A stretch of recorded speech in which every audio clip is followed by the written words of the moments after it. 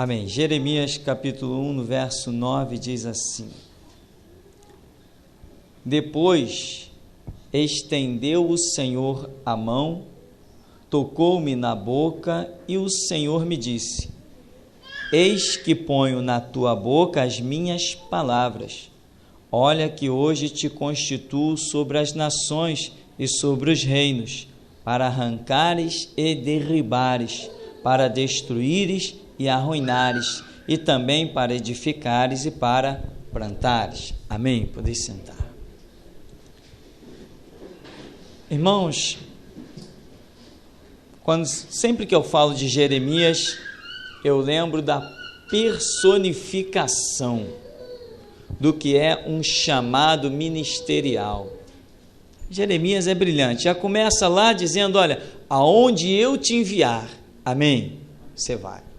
O que eu te mandar dizer, você diz. Então, quer dizer, Jeremias não poderia escolher lugares bons ou ruins, ele tinha que ir aonde o Senhor enviasse. Isso é ministério. Ele não poderia escolher palavras boas ou ruins, ele tinha que falar o que o Senhor mandasse. Inclusive lá, mais adiante, ele vai dizer: ai de mim, minha mãe, por que me deste a luz? Homem de rixas e contendas para toda a terra. Porque ele não podia escolher o que falar, e muitas vezes ele dizia aquilo que era contrário à sua vontade. E aqui no verso 10, Deus diz que constitui Jeremias sobre as nações, sobre reinos, para quê?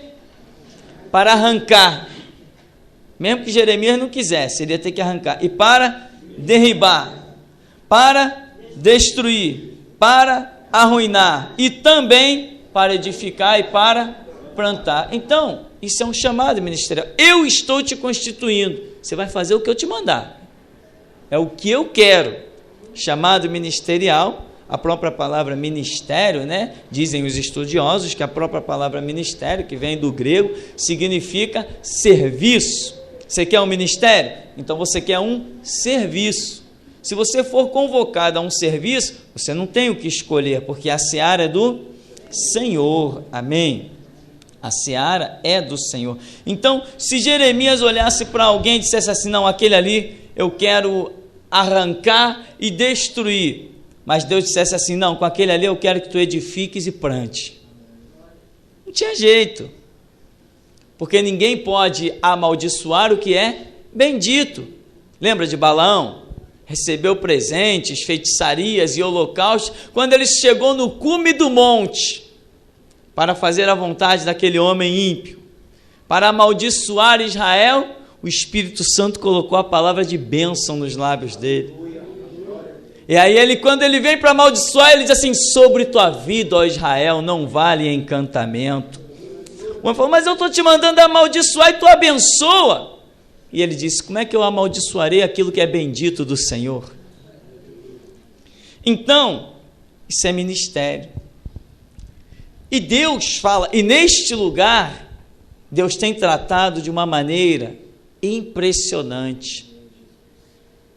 Neste lugar, Deus tem tratado de uma maneira impressionante.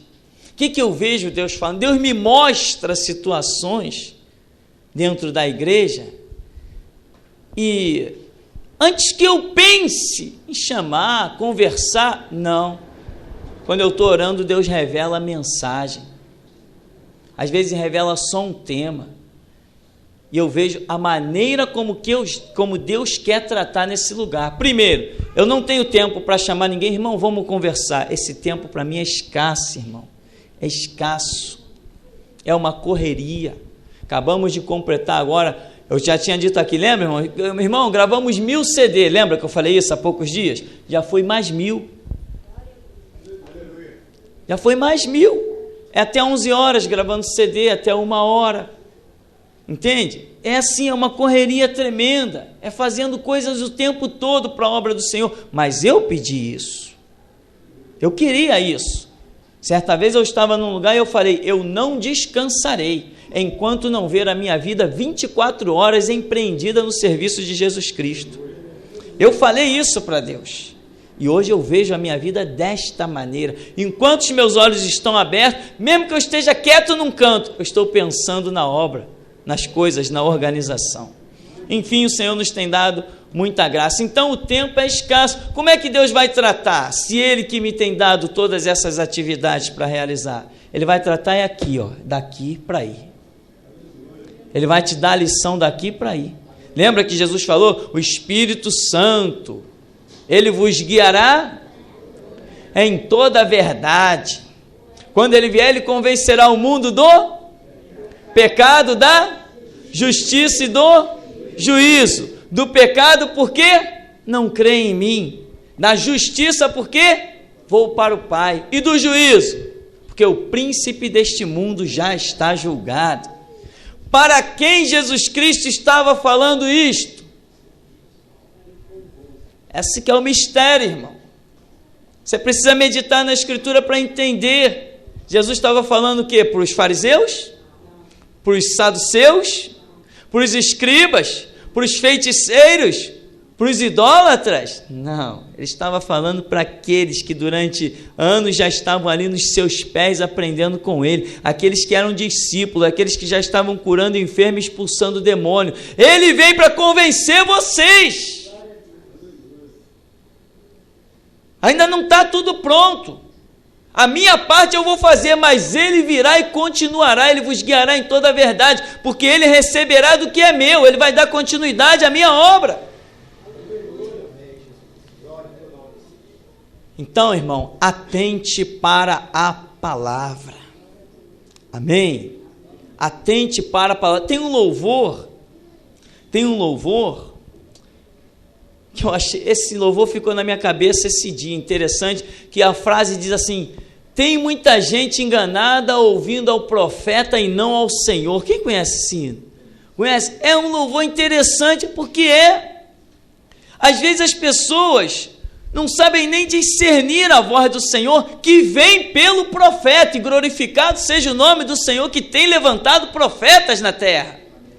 Isso faz parte do ministério glorioso da igreja, do ministério do Espírito Santo, e como glorificamos, mas só que as pessoas não discernem a voz de Deus, não discernem, são confusas, confundidas, equivocadas, e aqui, irmão, eu tenho visto como Deus tem tratado. Deus nos tem dado mensagens que têm me impressionado, e eu anotei aqui, coincidentemente, quando eu vi o número, são 10 mensagens, 10 títulos que o Senhor nos deu. Deus começou a mostrar situações dentro da igreja, e eu vejo, Senhor, da onde saiu essa mensagem? Quando a gente desce com a mensagem, põe lá para ouvir lá no nosso humilde estúdio, e eu fico, meu Deus, como é que, da onde surgiu essa visão sobre esse texto bíblico?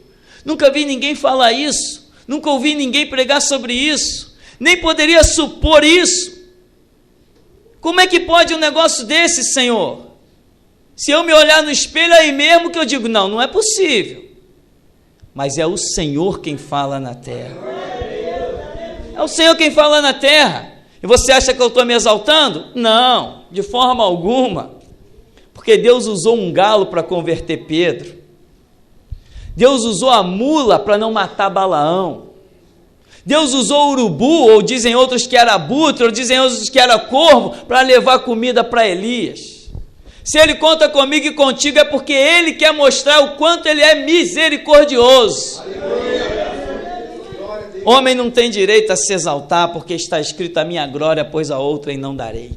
Mas há uma mensagem que nós lançamos há algum tempo aqui, nessa sequência de Deus falar com a igreja. Uma delas está intitulada Agir com Retidão. Eu não sei quantos lembram. Irmão, você quer Deus? Deus não age sobre o que é torto.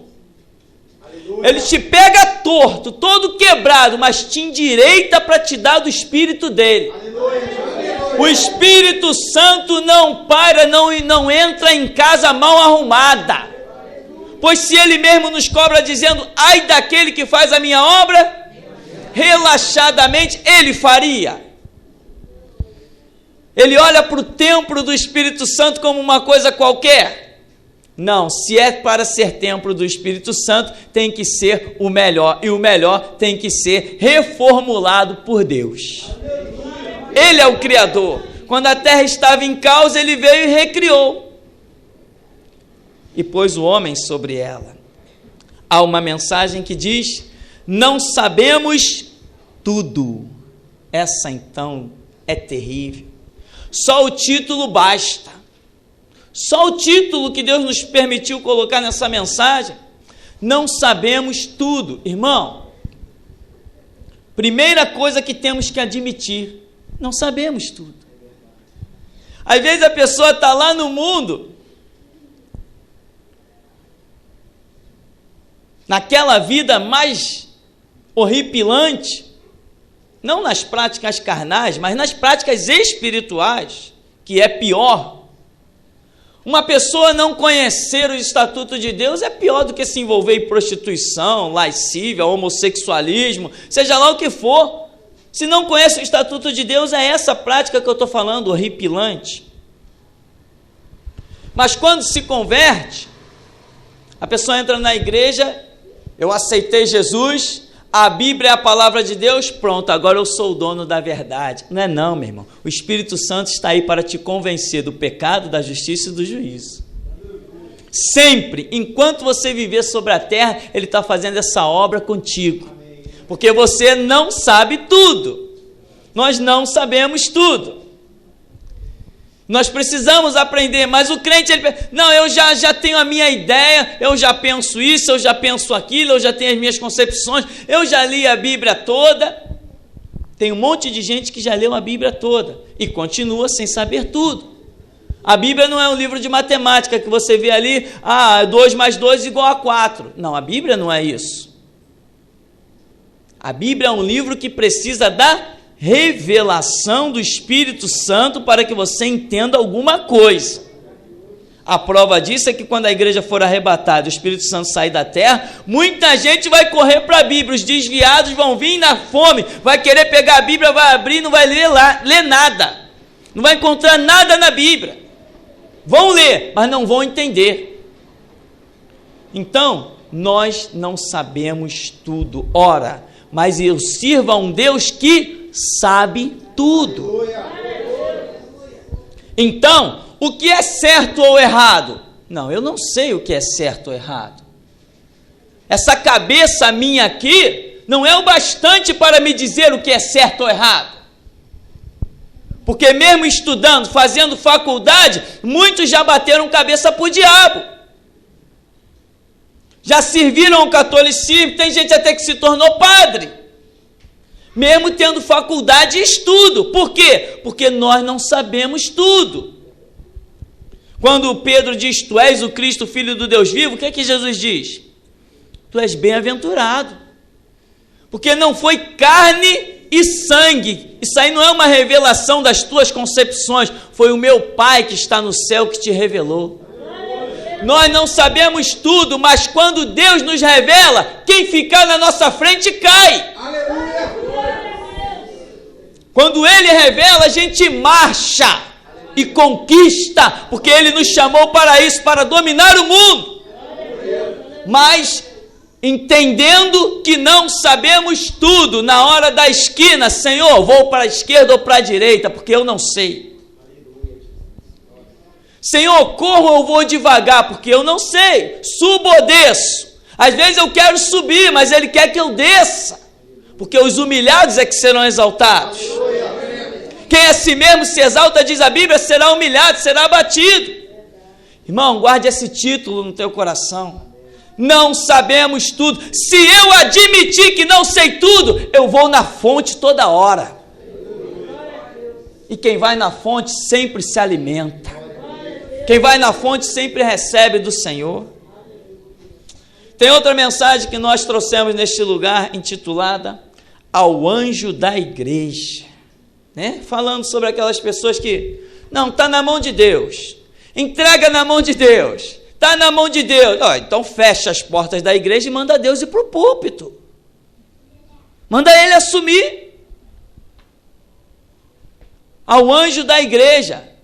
Você está vendo lá que quando você abre em Apocalipse, Jesus está dizendo, ao anjo da igreja escreve, olha, isso vai bem, isso vai bem, isso vai bem, aquilo vai bem, mas isso aqui eu tenho contra ti, porque tu toleras Jezabel, tu toleras a iniquidade, tu toleras o mentiroso, tu toleras, eu te botei aí para quê? Entende? Amanhã você vai ser um pastor, amanhã você vai estar na frente de uma obra, sendo homem ou mulher, Deus tem seus caminhos, Deus tem seus planos. Vai com essa onda de tudo está na mão de Deus, tudo está na mão de Deus. Para que ele te botou atrás do púlpito? Ao anjo da igreja escreve, João. E nós falávamos também que o anjo da igreja escreve, João, ó, silêncio. Somente escreve, com o anjo da igreja trato eu. Miriam que o diga, amém? Miriam que o diga. Então, irmão, lições poderosas, eu fui vendo como Deus queria livrar vidas. Quando a gente está pregando aqui da frente, meu irmão, Deus mostra com quem Ele está falando. Pode ser que Ele não mostre com todos, mas que tem uns que Ele mostra, estou falando com aquele ali, estou falando com aquela ali, isso nós sabemos. Outras ovelhas, a mensagem que mencionávamos ainda há pouco, outras ovelhas, irmãos, Deus começou o ministério de restauração nesse lugar, mas não quer dizer que todo mundo para ser restaurado terá que sentar nesses bancos. O Espírito Santo não está limitado a estas 4 paredes. Aleluia! Ele move aonde Ele quiser. Aonde eu não posso pisar, Ele leva a CD, Ele leva o site, Ele leva aonde Ele quiser. Ele faz pessoas duplicarem a mensagem e mandar pelo correio, e eu nem sei onde as mensagens vão. Ele tem outras ovelhas que não são desse aprisco. E se Ele tratar lá longe e trouxer para cá, nós temos que saber respeitar. Porque não trabalhamos a nível denominacional, trabalhamos para o reino de Deus, que não tem fronteiras nem barreiras. Deus tem outras ovelhas que não são desse aprisco. Deus tem pessoas superiores a mim, que um dia Ele pode me colocar no banco para ouvi-las, e eu tenho que sentar e ouvir. Aleluia! Desde que seja projeto dEle. Ele tem outras ovelhas que está tratando em outros cantos. Está tratando. Quantas pessoas têm entrado em contato comigo, pastor? Eu não ouço mais rádio, eu não sei mais o que é televisão, eu não sei mais o que é nada, nem um filme, nada. A minha vida é Walkman ligado no ouvido com as suas mensagens. Deus está tratando. Deus está tratando. E quantas pessoas, não estou julgando, nem me importa, Deus não está me mostrando, não está me falando, mas vamos supor, porque é um termo geral, quantas pessoas estão em nosso meio que não estão nem aí? Quantas pessoas que vêm na igreja para passear, porque não tem nada mais importante a fazer? Então não é por estar dentro dessas 4 paredes que é o top da restauração. Não, tem outras pessoas por aí que estão se dedicando, se empenhando. Deus revelou aqui nesse ministério, usando o profeta da igreja, que teve um jovem de 16 anos que foi expulso da sua casa por causa desse ministério. E ele saiu, mas saiu com CD na sua mochila escrito: Deus é vingador. Deus trata, Deus tem outras ovelhas. Deus tem outras ovelhas. Quantas notícias de gente expulsa da sua igreja eu tenho recebido? Por quê? Porque Deus achou outras ovelhas. Então, mensagens que Deus trata para abrir o nosso entendimento, e tem uma mensagem que também é impactante. Será que sou crente? Você lembra dessa? Será que sou crente? Uma mensagem que fala que enquanto na Índia, na China, lá naqueles países, para aquelas bandas lá, o animismo de Gandhi, tem pessoas seguindo e adorando rato, adorando barata, milhares descendo ao inferno na África. Pessoas que você olha que diz assim, aquela pessoa ali, aquela criança ali deve ter uns 6 anos de idade. Quando vai ver um homem de 45 anos, quase morto por inanição. E a mensagem, será que eu sou crente? Por quê? Porque o mundo está caindo a passos largos ao abismo, mas muitas vezes eu estou aqui cheio de orgulho, eu sou melhor que meu irmão. Sou melhor que você, sou melhor que o outro. Eu tenho mais direito que você. Eu sou mais capaz. Mas a parábola diz que ele reparte a cada um segundo a sua capacidade. Não, o pastor errou, eu que tinha que sentar naquela cadeira, ela é mais bonita. Eu estou na igreja há 5 anos, aquele irmão está há 4 anos, e 11 meses e 29 dias, eu tenho mais direito que ele. Então, será que sou crente mesmo? O crente, meu irmão, vencedor é aquele que fica de boca fechada. Jesus é o meu advogado, mas deixa comigo, Jesus, fica de lado que eu resolvo. Deus é o meu juiz, mas pode deixar que eu sei o final dessa causa, eu dou o meu jeito. Será que sou crente? E a seguir nós temos a mensagem chamada justiça. Deus, julga a minha causa, faz justiça. Tu és o meu Jeová Tzidkenu, justiça minha. E do meu irmão, não é? Ele é só a minha justiça. Senhor, está vendo aquele homem que está atrapalhando os meus projetos, está atrapalhando o meu... Julga a causa. Será que eu também não estou atrapalhando o plano de ninguém? Senhor, aquele ímpio que está no meu caminho, acaba com ele. E a escritura que diz que Deus não tem prazer na morte do ímpio? Então eu estou querendo não a justiça de Deus, eu estou querendo a minha. Eu estou querendo que Deus seja o meu escravo, que Ele satisfaça os meus desejos. Está escrito, Deus, agrada-te do Senhor e Ele satisfará o desejo do meu coração. Ó Deus, o meu desejo é esse. Vai, servo meu, vai, meu escravo, faz o que eu quero. Agrada-te do Senhor, submete-te a Ele. Agrada-te do Senhor, deixa Ele te torturar até quando você não aguentar mais. Desce a casa do oleiro. Aleluia! Olha lá o vaso na rodilha. Olha lá, vê se ele não quebra. Aí ele faz de novo, quebra e faz de novo. Não posso eu fazer assim, diz o Senhor dos Exércitos. Ele quebra e faz novo quantas vezes ele quiser, até ficar do jeitinho dele. Você quer justiça? A justiça, meu irmão, ela tem venda sobre os olhos. Não é porque é cega. É para julgar com imparcialidade. A justiça tem a venda nos olhos. Para isso, o símbolo da estátua que nós temos aí, com a balança na mão, a venda sobre os olhos. Ou seja, se tiver que julgar o filho, ou o pai, ou a mãe, não importa, não está nem vendo, a justiça tem que ser feita. Então, esta mensagem, justiça.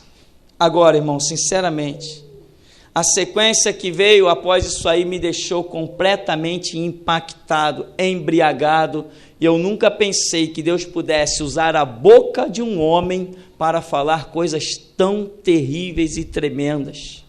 Foi a mensagem pecado traspassado, você lembra disso? Falamos principalmente sobre Davi. Davi cometeu aqueles delitos todos, e a Bíblia, revista e corrigida, diz, Deus perdoou Davi. Aí vem a Bíblia revista e atualizada e diz assim, não perdoou não. Deus traspassou o pecado de Davi. Quando a gente vai para o dicionário, vê que traspassou é diferente de perdoou. Deus não perdoou não, porque a palavra perdão significa isentar-te da culpa. Mas o profeta Natã chegou para Davi e disse assim, olha, Deus traspassou o teu pecado, mas a espada não se apartará da tua casa. Isso não é perdão. Se houve um castigo, então não houve perdão, porque perdão é quando não há castigo. Pecado traspassado. E com esta mensagem o Senhor falava à igreja. Davi permaneceu vivo e reinando. Saía para as batalhas, conquistava os inimigos, mas quando chegava em casa, tinha notícia: teu filho praticou incesto com a tua filha. Saía para as batalhas, vencia os filisteus, e quando chegava em Israel, toda a terra clamava: engrandecido seja o rei Davi. Quando ele entrava da soleira do palácio para dentro, vinha a notícia: teu filho matou o outro, um assassinou o outro. Por quê? Porque Deus tinha dito que a espada não se apartaria da casa dele. O pecado dele não foi perdoado. E nós alertávamos: cuidado. Outra mensagem impressionante: alma equilibrada. Você lembra dessa mensagem? Irmão, esta mensagem, alma equilibrada, eu quero recomendar para você. Esta eu quero recomendar. Até hoje eu sou impressionado com esta mensagem. Nós falávamos de Moisés, o homem mais manso da terra, mas também foi o homem que promoveu, ordenou uma das maiores matanças em Israel. Por quê? Porque a alma equilibrada é aquele servo que simplesmente obedece. Ele tem que passar por cima dos seus sentimentos, como Jesus. Senhor, tua família está aí fora. Puxa, minha família, né? Não, minha família? Negativo. Minha família nada. Aqui minha família, ó. Ó, meus discípulos aqui, ó. Esses que fazem a vontade do meu Pai que está no céu, esses que são minha família. Eu não tenho pai geneticamente, irmão geneticamente. Minha família é aquele que faz a vontade do meu Pai que está no céu. Alma equilibrada, saber discernir as coisas, saber agir. Você tem que agir, mas os teus sentimentos não te permitem agir com equilíbrio. Eles te fazem tender para um lado ou para o outro. Eles fazem você distorcer as coisas. Quando você tem alma equilibrada, Deus pode realmente contar contigo. Eliseu, deixa viver o exército da Assíria. Tá bom, deixa viver. Eliseu, faz a lepra de Naamã pegar em Geazi na sua descendência. Fica leproso. Elias, desce, clama fogo do céu, mata os profetas de Baal, mata todo mundo. Matou. Elias, agora ora para que haja chuva sobre a terra e haja paz. Orou. Alma equilibrada. O que Deus mandar, faz. Isto é alma equilibrada. Esta eu considero uma das maiores lições que o cristão deve aprender. Alma equilibrada. A nona mensagem diz: bênção parcial. Você lembra? Esta mensagem eu considerei uma das mais terríveis. Bênção parcial. O que é bênção parcial? Nós vimos o exemplo de Abraão. Abraão, olha, sai da tua terra, eu te farei uma grande nação. Olha as estrelas do céu, olha a areia da praia. Assim será a tua descendência, Abraão. Daqui a pouco Abraão vai lá e comete aquele delito com Agar. O pai da fé teve o seu momento de falta de fé. Nasceu Ismael. Depois nasceu realmente o filho da promessa. Abraão despediu o filho da empregada, da concubina, e colocou toda a sua herança na mão de Isaque, seu filho. Isaque cresceu e tudo começou a se multiplicar, e de repente Abraão olhou e falou assim: olha que bênção, estou em paz, Deus multiplicou os meus bens, me deu família. Depois de Isaque ele teve outros filhos com Quetura. Abraão olhou aquela maravilhosa clã, aquela tribo imensa, e falou assim: que bênção. Abraão morreu, baixou a sepultura, e os descendentes de Abraão, hoje no Oriente Médio, arrancam os pedaços um do outro. Quando Abraão olhou aos olhos naturais, ele só viu bênção. Mas hoje nós que vemos a descendência de Abraão, só vemos maldição. Judeu e árabe, descendente de Isaque e descendente de Ismael, se matando a espada, a míssel, a tiro, ao que for. Por quê? Por causa do pecado de Abraão, com Agar, a concubina. E nós alertávamos, cuidado, irmão. Não se iluda às vezes, e eu frisava a questão da profecia. Qualquer profeta que chegasse diante de Abraão dizia assim, Deus está te abençoando. Estava mesmo? Mas não quer dizer que o ato dele ia ser bênção daqui a 100, 200 anos. Por isso, nós alertávamos, hoje você pode estar em delito e em erro. E hoje, Deus dizer para você que está te abençoando numa área da sua vida, não quer dizer que está abençoando em outra. Hoje, Deus pode dizer que está te abençoando numa estrada, não quer dizer que está abençoando em outra. Por quê? Porque houve um delito na sua vida e nós frisávamos que não encontramos na Escritura nenhuma oração de arrependimento de Abraão. Abraão não reconheceu o seu erro. Reconheça o seu erro. Entende, irmão? Antes de você pedir justiça, peça a Deus que esclareça se você está certo. Porque a justiça que você está pedindo pode cair sobre a tua própria cabeça e acabar contigo. Nós somos crentes. Deus está do nosso lado quando nós estamos do lado dele. E eu só estou do lado de Deus quando eu ando naquilo que é lâmpada para os meus pés e luz para o meu caminho, que é a sua palavra. Não adianta eu ser um falso hipócrita e mentiroso e entrar no meu quarto para orar e clamar a Deus, não. Isso é bênção parcial.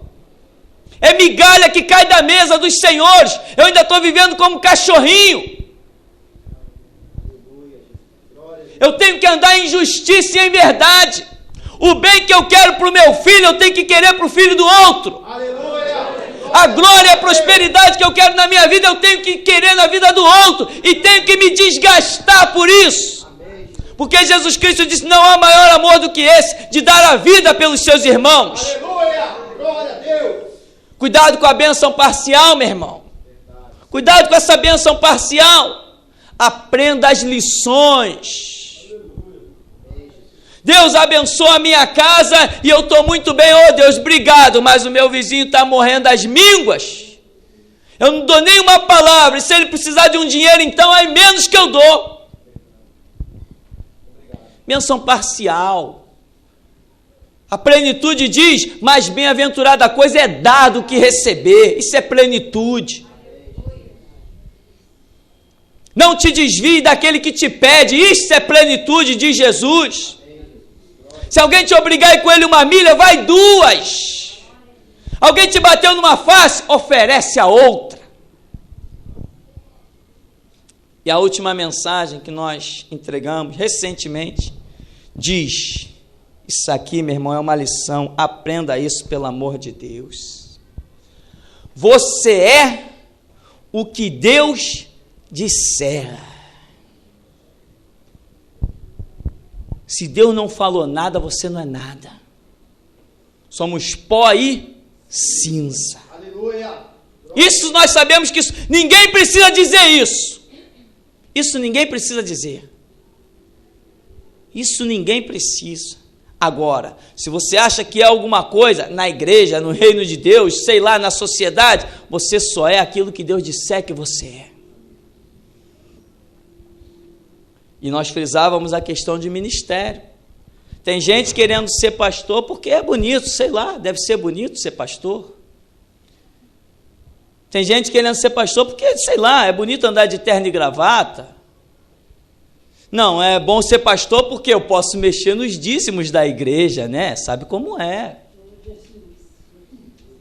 O dinheiro vem todo para minha mão. Ah, então, pois, eu quero é ser um pastor. Não queira ser nada, irmão.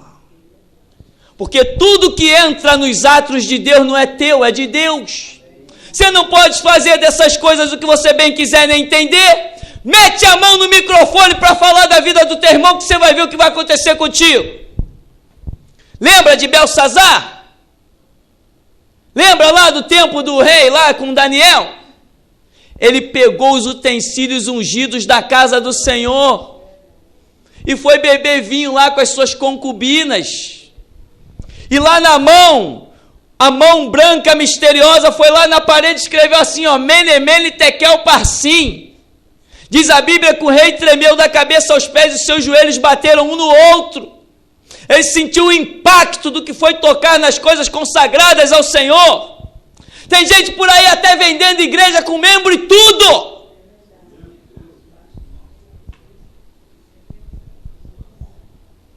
E tem gente que chama eles de homem de Deus. Chamaram Daniel. Depois de chamar todos os sábios, todo mundo lá, ninguém soube o que queria dizer Mene, Mene, Tekel, Parsim. Palavras hebraicas. Chamaram Daniel, que além de conhecer o hebraico, ainda tinha a revelação do Espírito Santo.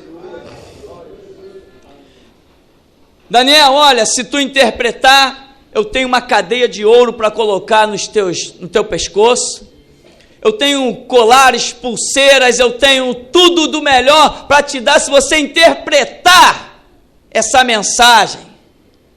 Servo de Deus não precisa de presente de ninguém. Servo de Deus recebe de Deus. Foi Ele que disse, digno é o obreiro do seu salário. Essa palavra homem nenhum pode te dar. Por aí, às vezes, você até trabalha no emprego e os mercenários não te pagam. Mas quando Deus te promete, Ele te cumpre. Daniel, eu vou te dar ouro, eu vou te dar prata, e tem mais, você vai ser o terceiro homem mais importante nesse reinado aqui. Daniel falou o seguinte, os teus presentes sejam para você. Eu não quero nenhuma posição no teu reino. O que está escrito é o seguinte, Mene, Mene, Tekel, Parsim, pesado foste na balança e foste achado em falta. Cortou Deus o teu reino, passou a outro, acabou os teus dias. Na mesma noite o império inimigo invadiu e matou o rei e dominou tudo. Aleluia, Deus. Você é o que Deus disser. Se você não for um pastor e se meter na frente de uma igreja, Deus só permite que recolha dízimo quem Ele chama de sacerdote. Olha quanta gente está vivendo debaixo de maldição aí, porque está metendo a mão em dízimo do suor do povo de Deus. Pessoas que estão ofertando em nome de Cristo, porque entenderam pela Bíblia, mas estão enganadas, dando lá no lugar que não era para dar. E esses que estão metendo a mão, um dia você vai vê-los na sarjeta, porque de Deus não se zomba, com Deus não se brinca, e Ele diz, tudo que o homem semear, eu vou obrigá-lo a colher. Ele vai ter que ceifar. Você é o que Deus disser que você é. Não profetize se Deus não te chamou de profeta. Aleluia, glória a Deus. Não queira dirigir uma igreja se Deus não te chamou de pastor. Não faça nada se Deus não disser, porque está escrito que a seara é do Senhor. Se é dele, Ele que designa. Tem muita gente confundida. A seara é do Senhor. Se Ele é o dono da seara, é Ele que determina. Tem gente demais querendo fazer o que Deus não disse para fazer. E o resultado é o caos que hoje nós vemos. Em todo canto aonde tem igreja, nós vemos uma confusão desqualificada. Esta mensagem, só o título dela já é uma maravilha. Você é o que Deus disser. Se Deus não disse, você não é. Então, querido, E assim eu tenho visto e me alegrado com as misericórdias de Deus e com o poder da sua palavra, falando e procurando formar um povo forte. Um povo que não precisa ficar chorando em gabinete para pastor.